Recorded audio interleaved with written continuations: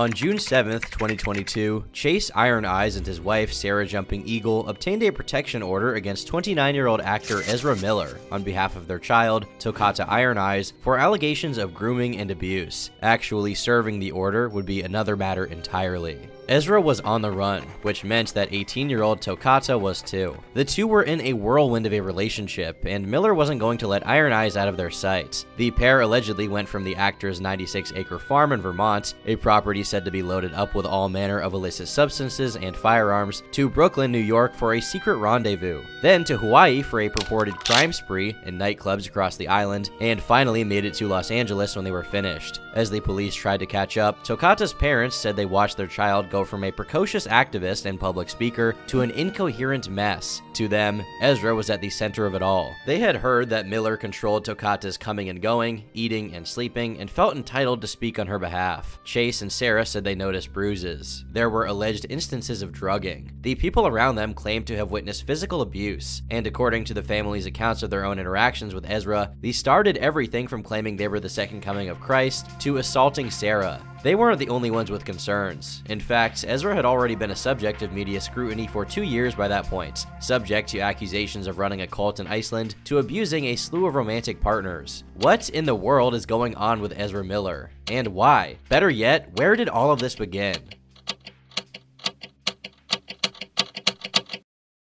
As a professional actor, Ezra Miller's story naturally begins with their debut in film. At just 15 years old, Miller secured a role in the indie movie After School, and the gig was anything but casual. They played a high school sophomore with a preoccupation with violence against women, who films the death of 2 female classmates. You'd expect an older person to be casted for the role, but the director seemed to think that Ezra was beyond their years and ready for the job, according to an interview with New York Magazine. Director Antonio Campos said, "I could just tell he was special. He was a lot smarter than other teen actors." They bonded over their love of A Clockwork Orange, and more sensitive. He wasn't afraid to make a fool of himself. He also wasn't a virgin. Campos had difficulty getting Miller to act awkwardly in the sex scene. He already smoked, too. From a young age, Ezra evidently was already being exposed to and involved in fairly mature situations, both in private life and in the industry, situations you'd expect to be reserved for adults or older teens. This trend of being ahead of the curve manifested in a particularly life-altering way for Ezra right after School came out. At 16, Miller would drop out, though not for poor academic performance. The budding actor was a well-performing student, but got the idea to ditch high school and pursue their passion full-time in 11th grade, after Ezra claimed that Ludwig Beethoven had visited them in a dream. If that sounds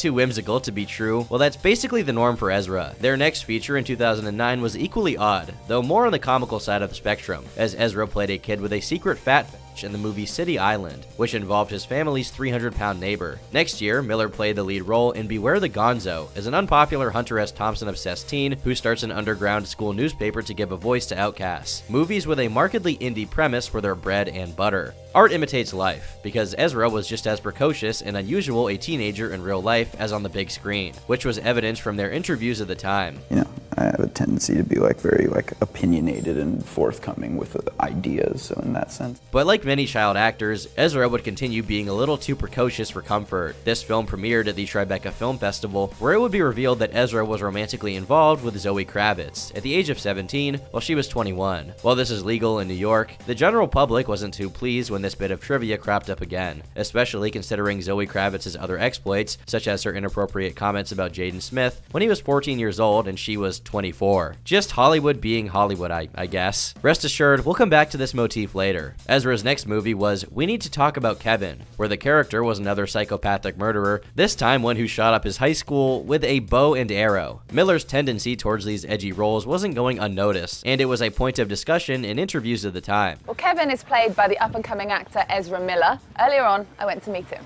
Well, Ezra, a very convincing performance as a psychopath. It's not the first time you've played those roles, is it? Nope. In the same interview, we also get to see Ezra's penchant for philosophizing and broaching abstract topics, while still only 18 years old. Born, or do you think evil people are made? I have a lot of problems with the notion of an evil person, because I think people are naturally dualistic in their qualities. I mean, even more than dualistic. It's not a binary. There's a spectrum within every human being. Let's talk about forgiveness then. Is anything forgivable, do you think? Any act can be forgiven. I mean, because we can all on some level understand even the most horrid atrocities, or at least I can. I feel like everybody can or could if they really tried. 2011 would also see Ezra starring in Another Happy Day, again as a nihilistic and combative youth.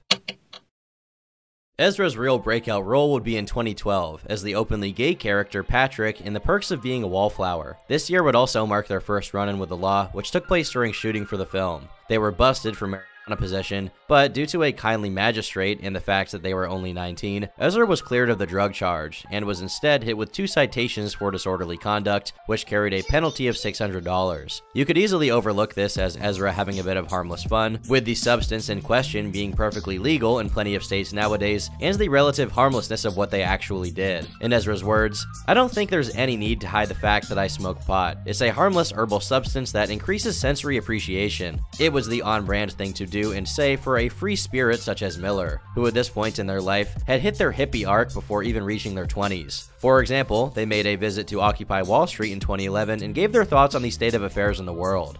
I, like the rest of my generation, have proceeded through the last decade of my life with hopelessness, truly feeling the profit motivation of this society will inevitably lead to economic despair, environmental ruin, and the loss of civil liberty. Miller also made sure to hit up Burning Man and travel to the North Pole to do climate activism. But it's time for the Arctic Council to stop listening to the interests of politicians, of oil companies, and to start listening to the people who are concerned about this planet's future. Throughout all of this, they even continued playing in their rock band called Sons of an Illustrious Father. However, after Ezra's role in The Perks of Being a Wallflower, they wouldn't fade back into obscurity. In 2014, Miller was cast as the Flash in the DC Cinematic Universe, and in 2015 was in talks for a role in Fantastic Beasts and Where to Find Them. The promise of true stardom was looming on the horizon. These were big budget movies. Throughout 2016, Ezra made appearances in Batman v Superman and Suicide Squad as the Flash, and starred as Credence in Fantastic Beasts. Rest assured though, Hollywood fame did anything but take the political wins out of Ezra's sails. They kept that same focus on social issues and ideals, even with a busier lifestyle, though it was almost like their speech was imbued with a new tinge of esotericism. Permeating all culture is this dangerous element of seeing someone else as completely separate from yourself, losing awareness of how those people are different, but at the root always the same, and then demonizing and targeting other people. I feel that magic is the true operational mode of the world, and I think that these stories are so wonderful because we exist in this fantastical imagination of what magic could be, but then ultimately we're always brought back to the true magic that we all partake of, reminded again and again that the strongest magic, the highest magic is love. I think that is a truth that can be found through a lot of the wisdom traditions of the world. Those people who do practice magic, I think would agree with J.K. Rowling, you know. So if you had the chance with a wand to change something in this world, what I destroy patriarchy. Okay. Yeah, cool. I think that's at the root, you know. I think that the culture of violence against women is like deep in the root of the problems in our world. The patriarchy, violence against women, oh, the impending irony. Now, I can't mention these Warner Bros. Franchise roles without talking about how lucrative they are. And there's nothing like a boost to the old net worth to improve your life, right? Well, as it turns out, money may have been the last thing Ezra Miller needed. In the following years, the star's public image would grow increasingly weirder, and it may or may not have had something to do with illicit substances. Root.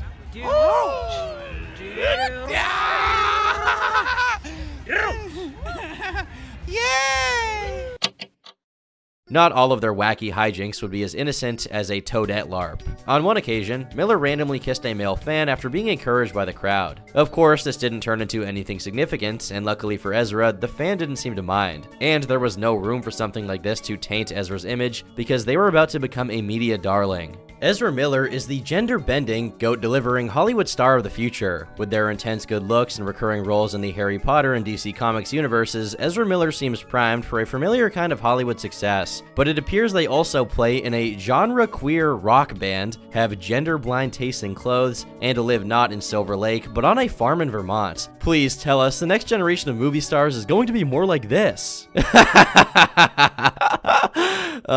They might be. This interview with GQ goes into Miller's manifold eccentricities, commenting on their peculiar choices compared with their peers. This attitude sets them apart from many of their peers. Most 26-year-old actors are currently racking up followers on Instagram, accepting Teen Choice Awards, or strolling in front of the paparazzi with whatever celebrity they're dating this week. Miller is logging hours as a midwife for a goat in Vermont. Ezra was soon to attract the paparazzi in a much different way, but I digress. It wasn't just GQ that showered praise on them, though. The Hollywood Reporter also did a positive piece, visiting Ezra at their farm in Vermont. Miller operates not at all like a typical rising Hollywood star. They have zero personal social media presence and have never even flirted with the idea of moving to LA. They would rather talk about the ravages of fossil fuels and the polyamorous community of friends and spiritual advisors milling about on the farm on the brisk day.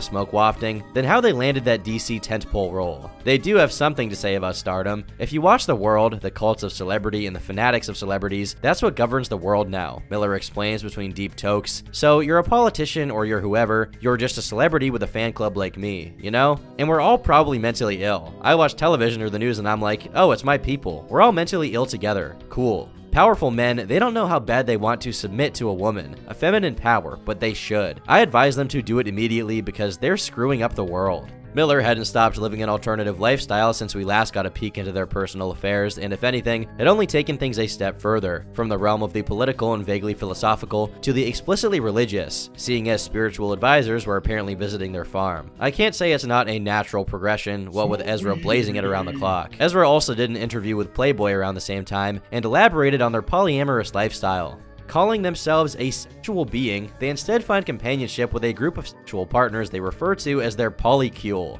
Here we go. Here we go. A portmanteau of polyamorous molecule. I'm trying to find queer beings who understand me as a queer being off the bat, who I make almost a familial connection with. And I feel like I'm married to them 25 lifetimes ago from the moment we meet, they explain. Only time would tell if this arrangement would turn out as beneficial for all parties involved, or if the word polycule would end up being little more than an elegant euphemism for a harem of women under Ezra's control. And it certainly would tell. On a different note, Ezra would take these interviews as an opportunity to shed some light on their earlier experiences in the industry, though they weren't the ones you would hope for. They refer to pre-Time's Up Hollywood as a racist, sexist culture mess that we still sort of celebrate, and when I ask about their own experiences, they have a lot to say. I've survived abuse for sure in a lot of capacities, starting from a pretty young age. I've been in audition situations where sexuality was totally being leveraged. Ezra would go on to elaborate on an instance where a director and producer tried to ply them with alcohol for predatory purposes. They gave me wine and I was underage. They were like, hey, want to be in our movie about gay revolution? And I was like, no, you guys are monsters. Miller then went on to praise the #MeToo movement and the changes that are occurring in the entertainment industry. It's a great age of being like, you know what? That stuff's unacceptable. And it's amazing for a lot of us to watch because like, we all knew it was unacceptable when we survived it. That's what Hollywood is. I thought we all knew we were sex workers. On a more lighthearted note, or perhaps not, we also found out that Ezra still keeps the bow from We Need to Talk About Kevin on their farm. If it were anyone else, this would be a neat piece of trivia. For the kind of person Ezra was allegedly about to become, perhaps not. 2019 was seemingly the beginning of the end, when, towards the end of the year, Miller's behavior went from eccentric to unsettling. A piece by Business Insider would report on strange anecdotes about Ezra's acting endeavors during that time. On the set of Asking for It, a feminist thriller, Miller often wore long robes, a cape, and a unicorn head despite scorching temperatures, crew members said. Many people on the set commented on Miller's pungent body odor, and one production staffer told Inside that Miller appeared mentally scattered. A few months later, while filming the TV miniseries The Stand, Miller incessantly screeched, spit, and interrupted the director by screaming during filming, Kevin Armstrong, an extra on the show, said. He said that when he complained about Miller's behavior, the person in charge of extras told him that Miller was method acting because their character, Trash Can Man, was mentally unstable. But a former associate of Miller's said things got so bad that production called Miller's legal counsel and manager because people on the set were not feeling safe. Hot off of these supposed antics, in February 2020, Ezra wound up in London to shoot the third Fantastic Beasts movie. But filming was halted going into March because, I don't know, they just weren't feeling it. The vibe was wrong and everyone needed to go home and realign their chakras. It wasn't because of world-altering events or anything like that. Anyhow, Ezra decided to take some time off in Iceland of all places. This was a most unfortunate turn of events for the nation's residents, according to that same Business Insider investigation. Miller's presence was poorly received by some Icelanders, who said the actor was aggressive and admitted a putrid stench. The actor, who rarely changed out of the same loosely fitting bohemian clothing, strolled the frigid streets of Reykjavik barefoot, revealing long, pointy toenails and what looked like an infected gash on one foot, 3 people said. One person recalled seeing Miller walking around mumbling. Ezra was apparently goblin posting in the middle of the street. Safe to say, if this is true, Miller may have leveled up from inhaling that stinky green to more illicit substances by this point. Behavior no doubt enabled by their newfound wealth, because I don't think they were method acting for the role of Gollum. Others interviewed attested to Ezra forming a makeshift cult of sorts during this time in Iceland, surrounded by quote-unquote spiritual advisors once again, which may have had something to do with their descent into madness. Miller reportedly hosted a slew of guests at an Airbnb for artistic and religious activities, while implying they themselves possessed paranormal abilities. One woman who visited the house recalled several mattresses spread out on the floor and compared it to a commune. She was struck by how enamored guests seemed to be with Miller, hanging on their every word and seemingly unfazed by Miller's mood swings. I felt like everyone was hypnotized, she said. Miller held court daily at the Airbnb. They often alluded to possessing supernatural powers, 2 people said, and instructed guests to participate in group meditations led by Jasper Youngbear. Jasper Youngbear was one of the spiritual advisors Ezra kept by their side, who we don't have much info on, apart from the fact that he's active in indigenous communities and was interviewed by Pharrell Williams. But back to the article. Nobody ever was allowed to disagree with them, recalled a young woman who said she had a brief sexual relationship with Miller in Iceland when she was 18. Their reality painted everybody else's reality. There was no room for anybody else's opinion or feelings. A 23-year-old woman who visited the house twice said she witnessed Miller fly into a rage when a group of friends tried to pick which song to play over the sound system. She said Miller swore and screamed at them to leave the house, which the actor referred to as a sanctuary. They snapped from being a friendly host to this really angry person, she said. At another point, Miller ushered a woman and her friend into a room and confronted them about wanting to leave the house. "You don't like my hospitality," Miller told them, adding that they could read the pair's minds, the woman said. She remembers feeling intimidated and trapped. The woman eventually sneaked a text to a family member asking them to pick her up.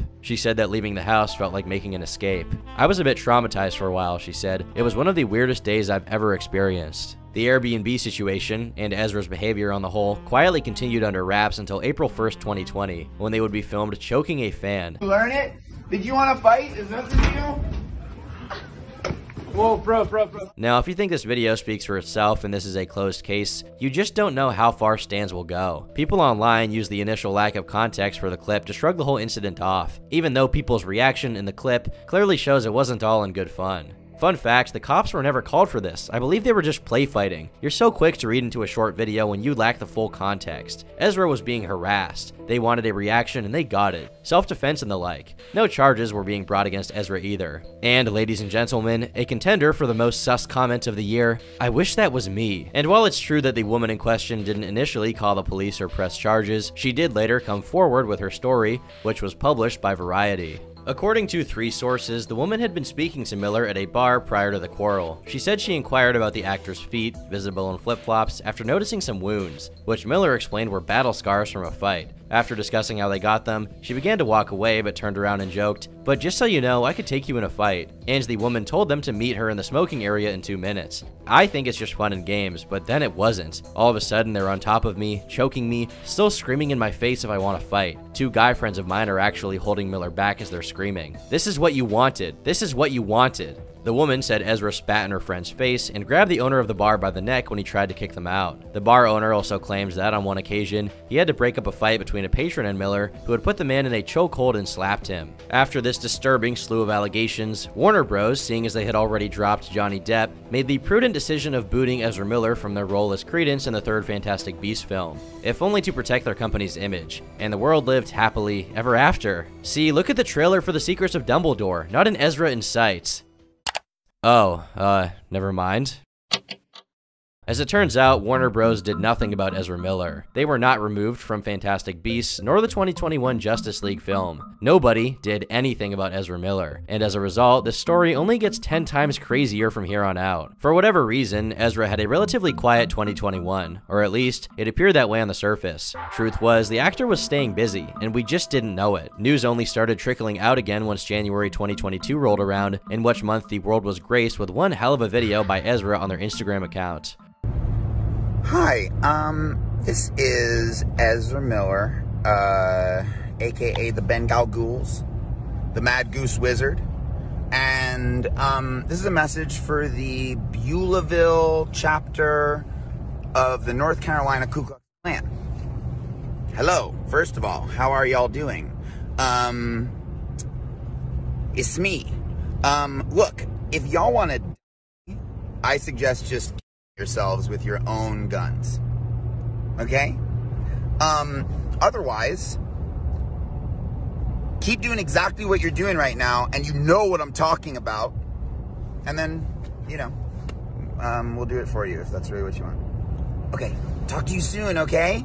Bye! For whatever reason, Ezra thought it wise to send death threats to specifically the North Carolina KKK and told them to unalive themselves. Miller also referred to themselves as the Bengal Ghouls and the Mad Goose Wizard. I have no idea what the latter phrase is supposed to refer to, since these ramblings may just be nonsensical, but ghosts are indeed an important part of Bengali folklore, so that comment may have been spurred on by Ezra's esoteric spiritual studies. It's worth noting that his interest in mythology and even the occult had been manifesting in other ways, such as Miller's choice of symbolism and outfits. While we've come to expect this sort of thing in Hollywood, it seems Ezra's bizarre interest took quite a unique toll on the star. We were already seeing hints of it in Iceland, but according to some, Ezra would soon develop a full-blown messiah complex. Fast forward to March 2022, and Ezra is bar hopping again, this time in Hawaii. They're filmed having an altercation with police, but nothing comes of it. A few weeks later, Ezra gets another arrest to their name. Things had gone south in a bar. Police alleged that Miller grabbed a mic from a woman singing karaoke, lunged at a man playing darts, and yelled obscenities at patrons. Miller posted the $500 bail, or rather it was paid for them, by a couple they were staying with at a hostel. However, 2 days later, that same couple would file a restraining order against Ezra. This is because they allegedly stole the wife's passport and the husband's wallet and threatened the couple, saying,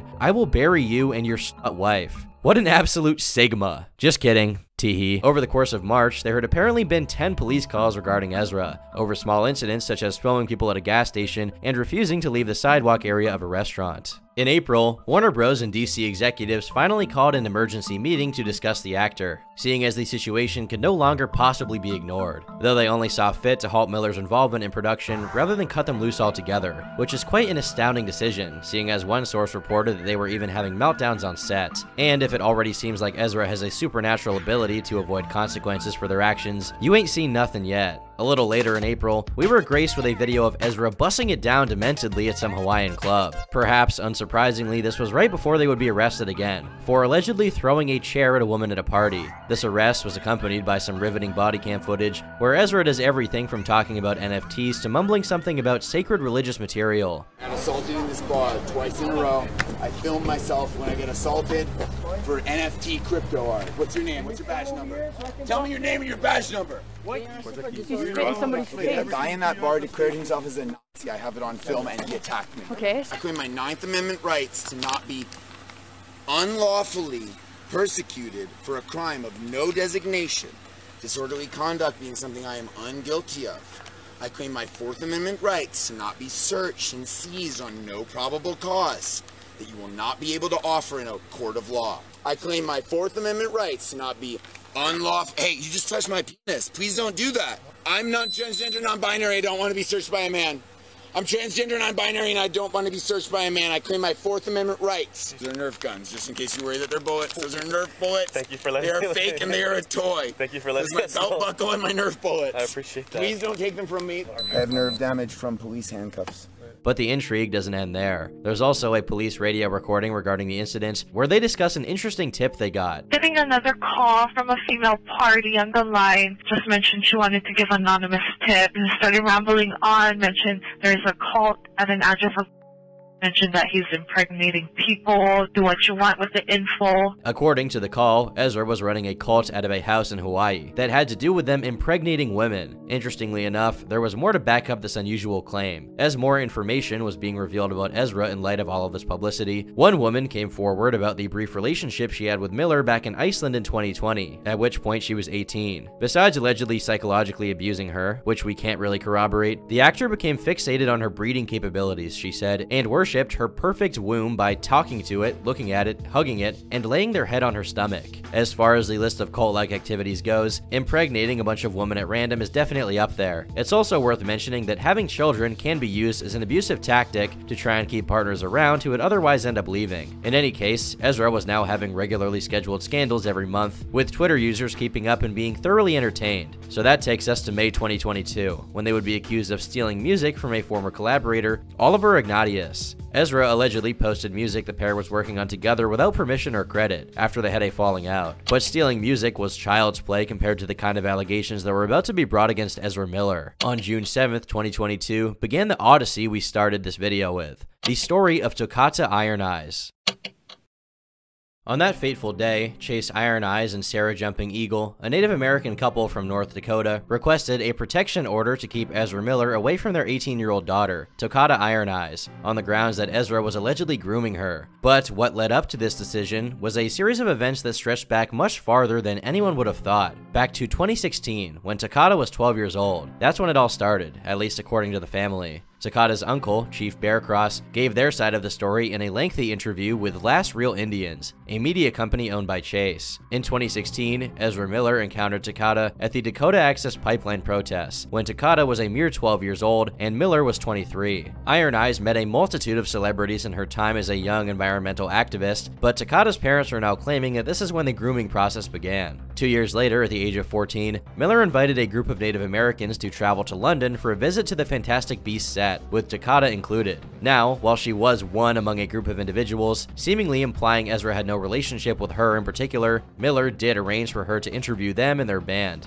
As per the allegations in the court documents, while in London, Ezra tried to sleep in the same bed as a 14-year-old Toccata, but was stopped by a chaperone who demanded they find somewhere else to sleep. Toccata's parents did not know about this until the chaperone came forward as a witness. They also claimed that they recently discovered Ezra was secretly taking 14-year-old Toccata to bars. When Toccata was 16, Miller convinced her parents to let her attend Bard's College, about an hour-long drive from Ezra's farm in Vermont. Miller purportedly lied and acted like they would be paying Toccata's tuition through a charitable group, when in reality, the organization had nothing to do with them. Later on, Miller is alleged to have used this to make Toccata feel indebted to him. In 2021, Toccata secretly began traveling to Ezra's farm and consuming drugs, her parents say. Her grades began to slip until eventually she stopped attending school in December 2021, the same month that Ezra returned to Vermont. Around 2 a.m. on December 31st, Toccata called Chief Bearcross and asked him if the two could stay at his house for the night. They were accompanied by one of Ezra's associates, Whitney Sutters, whose relevance we'll get to later. According to Chief Bearcross, Ezra had an ugly, snotty attitude and they repeated, "I'm Ezra Miller, I'm an actor, I play the Flash." I said, "Oh, okay, cool." Wasn't really interested in it.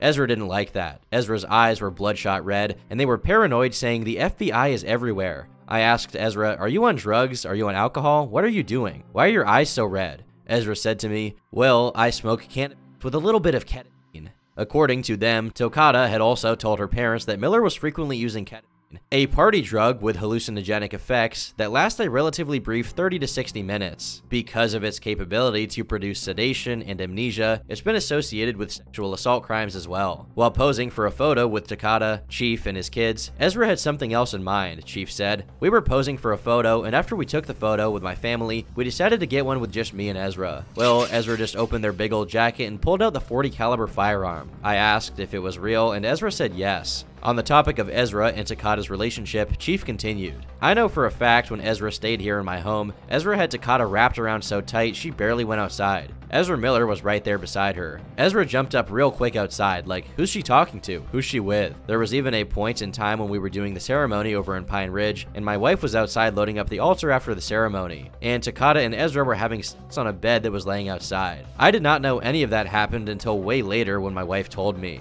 Ezra is so possessive of Toccata. Ezra has her wrapped around so bad she devoted her life to Ezra, you can see it. I think part of that is the drugs. On New Year's Day, Chase Iron Eyes was joined by Ezra Miller and Takada for an outing. The group included 2 others, Stella Marbles and Mia Solange. At a park, Ezra reportedly kept insisting to Chase that they were the second coming of Jesus, and then whipped out a firearm. 4 months later, in April 2022, during the Hawaii saga, that same Mia Solange would expose Ezra for purportedly being physically and emotionally abusive, including pictures of Miller as proof of their relationship, and a photo showing bruises on her leg, which were allegedly inflicted by Ezra. As for their relationship, Mia had the following to say: "This MF is off their fucking rocker. I remember they flew me from Hawaii to Oklahoma to work on a movie with them, and my flight was canceled or something, and they literally cussed out the person who was trying to help me fix my flight. I was like, yo, it's literally okay."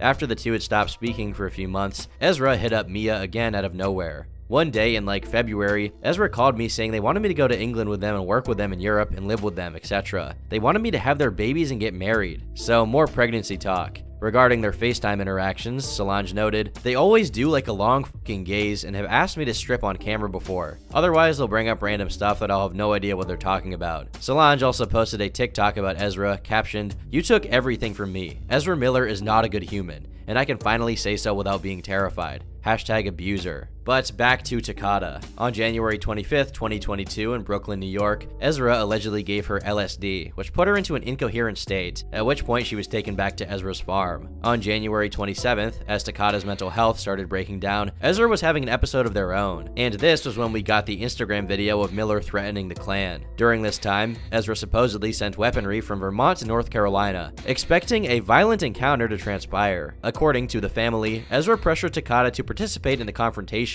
which built up her feelings of anxiety and fear, so much so that Ezra had to call her parents 2 days later to pick her up because they couldn't handle the situation. During this time, she cut her hair and reportedly didn't sleep or eat for several days. When Sarah and Chase came to get her, she didn't have her phone, car keys, or any ID. Takada's parents said they noticed bruises on her arms, legs, and face, which they included a picture of. A witness testified that Ezra had inflicted these bruises, having pinned her down when she wouldn't answer one of the questions, at which point the witness said they had to intervene. According to her parents, Takada relayed the same story to them, though with an extra detail. Ezra told Takada that they had been sexually assaulted at 14, and so Takada implied that Ezra was playing out their own trauma on others. The article also mentions a voodoo priest associate of Ezra's that had a large effect on Takada, and while I'm not sure what that means, it certainly sounds on brand. After a few weeks, Takada made off again with Ezra after supposedly lying to her parents about her whereabouts, flying to New York to be picked up. The pair was spotted together in Los Angeles in February and made it to Hawaii in March for Miller's crime spree. 1 month later, in April 2022, Chase obtained and tried to serve orders for a substance abuse evaluation and temporary guardianship,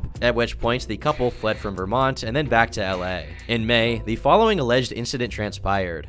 Takada's parents found her approximate location in the Los Angeles area after being informed that she was walking around like a zombie with a bruise on her eye socket without access to her phone, and that Ezra was not allowing her to eat. Takada's friend also described having to ask Ezra's permission for Takada to go out to dinner. Chase and Sarah knocked on the door of the residence where Takada was reportedly staying. A young person named Rosie answered, and when asked if Takada was present, Rosie paused and looked to Ezra for an appropriate response. After approximately 15 minutes of discussion, during which Takada consumed cannabis, tried to hide empty alcohol containers, and ranted about the police, pedophiles, and other conspiracies, Takada, Ezra, and Rosie fled from the residence. Sarah began following them, at which point Ezra whispered to Takada, and they began running away from her. Takada then pulled out a knife, threatening her mother. Sarah continued following, and as Sarah and Rosie hopped into an Uber, Sarah reached inside for Takada, attempting to talk to her, when Ezra slammed the car door on her arm several times, injuring her. They included photos of said injury, a bruise on Sarah's left arm. After the family's relationship with Ezra went sour, Chief Bearcross purportedly had his own negative interactions with Miller. Every time we said, "Hello, how are you?" Ezra would respond with weird messages, saying stuff like, "The tree spoke to me, the bark fell off. You'll find the path with the tree bark." A little while later, Ezra messaged me saying, "I knew you were a fake man. You're no chief, you're a bad man." Out of nowhere, Ezra started saying crazy crap. Chief said, "Ezra called my little kids bastards and my wife a slutty whore," even after the hospitality we gave Ezra in our own home. After all of this, Takada's parents' last recourse was filing a protection order, which brings us back to June of 2022. As you can imagine, once they went public with their story, and it started exploding in popularity online, on June 9th, Takada responded to the allegations on her Instagram account. "I'd like to make a statement to acknowledge the tragedy that is the narrative of the general public and the assumptions made on my behalf. by my family and friends regarding my stability. I am in no way in need of a conservatorship. My father and his allegations hold no weight and are frankly transphobic and based on the notion that I am somehow incapable of coherent thought or opposing opinions to those of my own kindred worrying about my well-being. I am now aware of the severity of emotional and psychological manipulation I was made to endure while in my parents' home. I am an adult and I deserve to feel authority in my own body. I am tired of wondering whether or not cops will show up to section me on a daily basis. She didn't comment on any of the specific concerns raised and instead turned the tables against her parents, calling them transphobic, whereas they said they accept her non-binary identity and she/they pronouns, and have other children who identify the same way. Takata would follow up her statement with a video, since many people were claiming that Ezra had written it for her. I've become aware that some people are saying that my statements were not written by me. I'd like to clarify that they are, in fact, directly from me. Nobody is controlling my Instagram account. I don't have a phone right now out of my own personal conviction. Again, she mostly just stated that her parents and the public should stay out of her business, and that whatever was going on in her life was her choice. Before Chase and Sarah could serve Takata and Miller the order and take the case to court, they disappeared again. By June 15th, Ezra had deleted their Instagram, but not before dropping some images on their story, seemingly teasing the authorities about being in another dimension. Ezra also posted something you'd only expect to see on a 14-year-old girl's account. I am shielded from negative people and their ill intent. I am protected from all negative energy people attempt to throw at me. Subconsciously and consciously, I clear any and all hidden peers who are hidden enemies. In Ezra's eyes, everyone was just plotting on their downfall for no reason, I guess. But they wouldn't be able to escape consequences forever. In fact, the very next day, Miller was accused of grooming another 12-year-old whose mother obtained a protection order against Miller. An investigation by the Daily Beast with court documents, text messages, and photographs detailed a slew of strange interactions Ezra purportedly had with this child. The first took place on the evening of February 2nd, 2022, when the mother, child, and a friend were at a neighbor's home. Miller was wearing a bulletproof vest, and I had no idea until later that they were armed, recalls a visiting neighbor. Tensions began brewing when the mother says she mentioned doing some traveling recently with her tribe of people, leading Miller to snap at her and accuse her of cultural appropriation. Then a conversation about board games allegedly went sideways when, after Miller claims that the board game Parcheesi had Rastafarian roots, the visiting neighbor, who's half black, questioned Miller as to which sect of the Rastafari movement it originated from. At this point, Ezra explodes and started screaming directly into my face. They said, "You don't even know what the f you're talking about. What did you say to me? What did you just say to me?" Then they opened up their jacket. They had this like big Sherpa jacket, and they opened up one side of their jacket. You could see a gun, and they said, "Talking like that could get you into a really serious situation." Next, according to the visiting neighbor, the mother, and the child, Miller focused their attention on the then 11-year-old, saying, "I've talked extensively with your child and they have a lot of power to them. At one point, you're going to realize that you don't have any control over them anymore. They're an elevated being, and they would be lucky to have someone like me guide them." They say Miller proceeded to turn to their mother, who dresses goth, and accused her of being a witch and a vampire, repeatedly yelling at her, "Do you want to drink my blood? Do you?" Miller then came back to the child and allegedly began pestering them with compliments, at one point moving their chair closer to them, requesting that they add the actor on Instagram, and telling the child to pursue fashion. They automatically were just weirdly drawn to me and kept talking about how they love my outfit and love my style, and kept going on and on about how it was great, the child remembers. It was really uncomfortable. I was really nervous. I was scared to be around them after they yelled at my mother and she was crying. The mother and visiting neighbor both believe that Ezra may have been under the influence due to their dilated pupils and erratic behavior. Miller apologized for the outbursts, only to pester the family on a number of other occasions, including in late April, in May, and on June 4th, dressed as a cowboy. In April, both the mother and child maintained that Miller made the child uncomfortable by hugging them and pressing their body closely against them. During the June visit, the child expressed their interest in horses, and Miller said that they would acquire several horses so that the child could help them care for their herd on the Vermont farm, which also struck them as inappropriate. This kind of fixation on a child so young would definitely be disturbing if true, and it's nothing short of cult-like to try and put a child in your care by telling the mother that you are an elevated being, and insinuated that you'll be a spiritual guide for their kid. These allegations point to Ezra no longer wanting to be spiritually advised, but instead becoming the spiritual advisor themselves. And of course, the other elements of this story are in keeping with Miller's generally incomprehensible, erratic, and angry behavior. Ezra's whirlwind of a month wasn't over yet, though. A week later, Rolling Stone got in on the action and released an investigation of their own into Miller about another precarious situation involving young children. Ezra Miller has been hosting a 25-year-old mother and her 3 young children at their Vermont farm. 2 sources with knowledge of the situation expressed concern to Rolling Stone that it's an unsafe environment for children,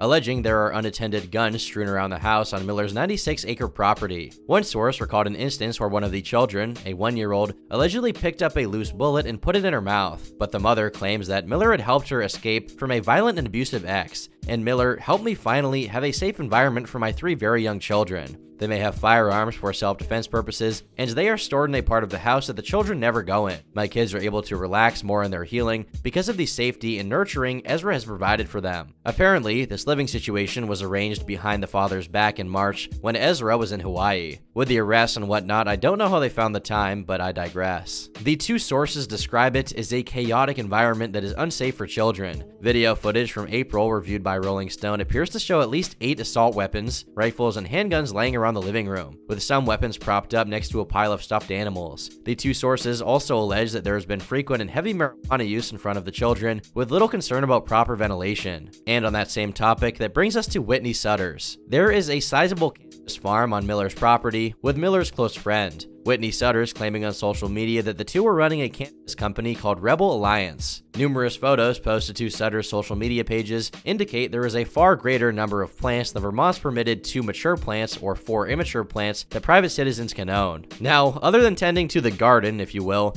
Whitney was also defending Ezra on social media in now deleted Instagram posts. One was from when Ezra disappeared, imploring Flash fans not to trust the media as if it was all a conspiracy to tarnish Ezra's name. He also claimed that Ezra wasn't on the run, just on lockdown because of death threats. The other posts he made were aimed at discrediting the mother of the non-binary 12-year-old, revealing her child's name out in the open. These responses from Sutter's serve as an example of why so many of Ezra's accusers have chosen to remain anonymous. In light of these grooming allegations, people would dig up info about a concert Ezra's band did in 2018, which was intended for minors. The Comic-Con-inspired poster for the genre-queer indie rock band Sons of an Illustrious Father includes the phrases "revenge, youth to the front," and "moving slowly beyond ageism." The show was for audiences 20 and under, and anyone 21 or older must be accompanied by a minor. An innocent gimmick otherwise, but perhaps disturbing in retrospect. One more story would come out during June. A woman named Nadia came forward to talk to Variety about alleged experiences she had with Ezra in Germany. The actor came to her apartment in Berlin one late evening in February 2022 at her invitation. After a friendly interaction, Miller's mood sharply turned when she told them that they couldn't smoke inside her home. They started with, "I'm a maker of planets, tobacco is sacred." Miller continued on a tirade, she said, that they could do whatever they want, whenever they want, basically. When Nadia stood up to insist that guests should honor their host's house rules, they looked at me with this really mean, stern face and told me, "Sit down," like they were ordering a dog. Nadia told Miller as much. Their reply, she said, was, "Yes, I'm talking to you like a dog." I said, "Okay, if you talk to me like this, it's time for you to go," she said, but Miller didn't. Instead, they escalated, accusing Nadia of being transphobic and a Nazi. I asked them if they remember I told them I'm a descendant of Holocaust survivors, so why would they say that to me, she said. Ezra answered, screaming at me, "Yes, but how many people in my family died?" Miller entered Nadia's bedroom, and when she told them to leave, they started to shout that they were a rape survivor and I was triggering them, she said. They started to say I had assaulted them. I had beat them up. I had hurt them. Yet another alleged instance of Ezra going on political and spiritual tirades out of the blue, calling other people bigoted, while they themselves are enlightened and sacred. Nadia's relationship with Ezra dated back to 2020, and she was around to see their response to the choking video going public. Ezra was in Iceland in a car with a friend, Nadia said. I could hear the friend, or maybe friends, I don't know, laughing, and Ezra was in a very good mood. Ezra was like, "Don't worry, it's just a misunderstanding. It's nothing. Nothing happened." This was an interesting peek into Ezra's perspective on their own actions, which we otherwise don't get much insight into, since they repeatedly passed up the opportunity to explain themselves. No new information was presented in July. However, there was a video of Ezra having an absolutely chaotic encounter with a fan. I present people always. Hi. And always just knock you out, and then you won't have to panic. Right. You just gotta knock people out. Just let me know. Yeah. No? Yes? What? Now, after somehow avoiding proper legal trouble through all of these shenanigans, Ezra was charged in August with felony burglary for stealing alcohol from a neighbor's residence. Shortly after this, with not only the media, but the police now closing in, and with public outcry growing louder by the day, Miller finally broke their silence and issued an apology. Having recently gone through a time of crisis, I now understand that I'm suffering complex mental health issues and have begun ongoing treatments. I want to apologize to everyone that I have alarmed and upset with my past behavior. I am committed to doing the necessary work to get back to a healthy, safe, and productive stage in my life. Yes, that's really it unless you're expecting more. The paparazzi obviously wasn't too satisfied with this answer and continued following Ezra around. Bill, hi, how are you doing? Well, Yeah? how are you? I'm good, thank you. Welcome to LA. Thanks, dude. How are you feeling? Do you feel relieved to be avoiding jail? In August, further development ensued in the story about the mother and her 3 children who were staying at the farm in Vermont. As reported by Rolling Stone, the police agreed that it was an unsafe environment, but were unsuccessful in their attempt to remove them from the premises. Over the weekend, Vermont State Police repeatedly attempted to serve their mother an emergency care order that demanded the child's removal from her care and the home over fear for their safety, but Miller claims the family hadn't lived there in months, which the Vermont State's Attorney's Office said seemed like an attempt to evade service of the order. The mother had been posting to social media from inside the residence until late July, indicating she was there far more recently than Ezra was letting on. Next month in September, an expansive article by Vanity Fair would be released, tying together these sprawling allegations into a more cohesive narrative about what was going on inside Ezra's head. Over the last 6 weeks, VF has spoken to more than a dozen people who crossed paths with Miller in recent years. They say the actor verbally and emotionally abused those around him and referred to himself alternately as Jesus and the devil. 3 people say Miller has also wrapped the superhero they play into their grandiose speechifying. The actor, says one source, was claiming that the Flash is the one who brings the multiverses together just like Jesus. This investigation also shed some more light on the role of Ezra's spiritual cohorts in contributing to their budding messiah delusion, mentioning Jasper Youngbear in particular. Youngbear seems to have stoked Miller's outsized vision of themselves. Jasper was telling Ezra that he wasn't a part of the movement, he was the movement, and that the Freemasons were sending demons out to kill him, says a source, who, like others who have been close to Miller, sometimes misgenders the actor, who is said not to insist on they-them pronouns in private. Ezra was also purportedly performing chaos magic on the farm, meaning that they were actually involved in what could be termed as occult activities, and this played into cult-like procedures that they allegedly subjected others to. The house in Vermont contains an altar that's home to bullets, sage, and Flash figurines, according to 2 people who visited this year. A lot of times he makes the women put their cell phones on the altar when they come in and other offerings, says a longtime friend. Ezra freaked out recently, demanding that Susan Sarandon come pay tribute to his altar because she didn't invite Ezra to a dinner party. Insiders also commented on Ezra's polycule, which, according to them, was actually not the free-spirited egalitarian commune Miller would have people believe. It was really just a supply of young, impressionable women to be preyed on. According to 3 people in Miller's circle, the polycule is less a democratic society than an ever-shifting court harem of mostly young women. Miller's situation, in their opinion, is actually a patriarchal dictatorship where Ezra controls all the sex as the man and plays the women against each other, screams at them, and belittles them in front of others. The relationship with Takata was also allegedly imbued with Ezra's unusual brand of mysticism. Ezra is Jesus, and Tokata's an apocalyptic Native American spider goddess, and their union is supposed to bring about the apocalypse, recaps one person, and that's the real reason everyone is so opposed to them being together. Iron Eyes' mother, Jumping Eagle, has heard Miller's story too. They say they are some kind of messiah, and they're going to lead an indigenous revolution. The actor, despite being fixated on native cultures, does not strike everyone as respectful. He professes that he walks through this world with an indigenous humility and spiritual awareness, says one indigenous insider, but point of fact, he doesn't at all, because he doesn't care. Miller's focus on social justice was being taken to task, and even their very identity was too. A queer associate of Miller's says, "To me, those are clear instances of manipulation, where it's like, are you really queer? Or is that just a fun way to marginalize yourself so you can be even worse to others?" The Vanity Fair piece also touched on Ezra's apparent gun obsession, what with keeping a large supply of pistols and rifles on hand to whip out at random in front of unsuspecting people, and other witnesses claimed that Ezra expressed they had endured traumatic and weird experiences in Hollywood. Many child actors and actresses unfortunately experienced the same thing. It's an incredibly tragic and disturbing state of affairs. The article finishes off by commenting on Ezra's conspicuous aptitude for getting accusers to drop charges, claiming this was achieved by paying them off. That would certainly explain a lot.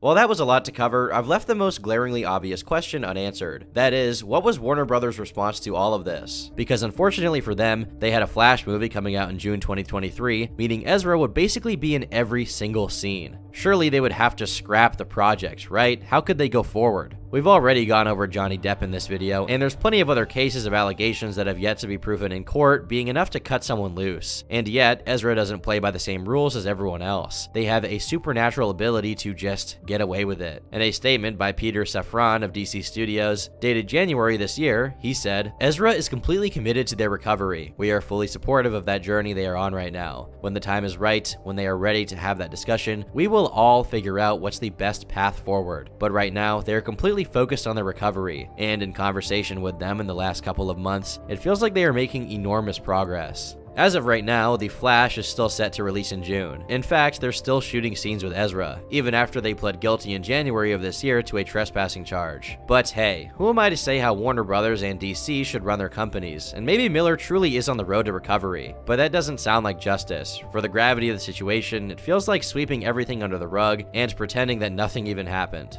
Oh well. I've been Turkey Tom, thanks for watching, and until next time, leave me alone. I need space to come to terms with my new identity as the #1 expert on Ezra Miller. Bye.